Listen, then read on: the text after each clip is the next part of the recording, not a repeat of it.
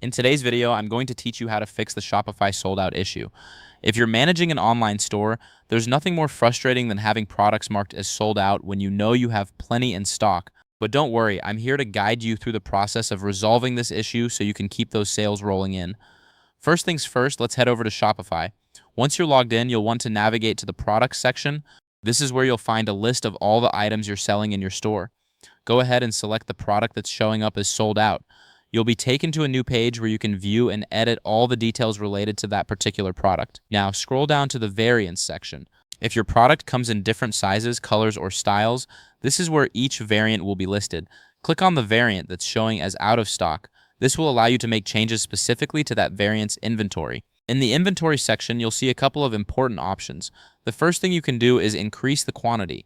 If you have more stock on hand, simply update this number to reflect the correct amount you have available. Alternatively, if you prefer not to keep track of inventory for this item, you have the option to uncheck the track quantity box.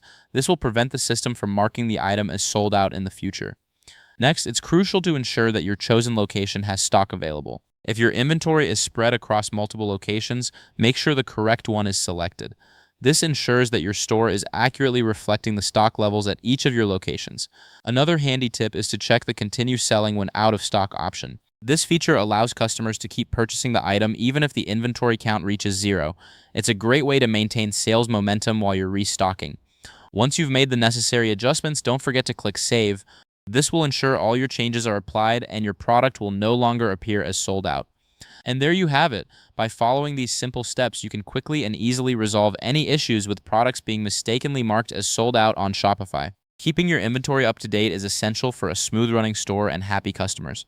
If you found this video helpful, make sure to like and subscribe for more tips and tricks on managing your online store. Thanks for watching, and I'll see you in the next video.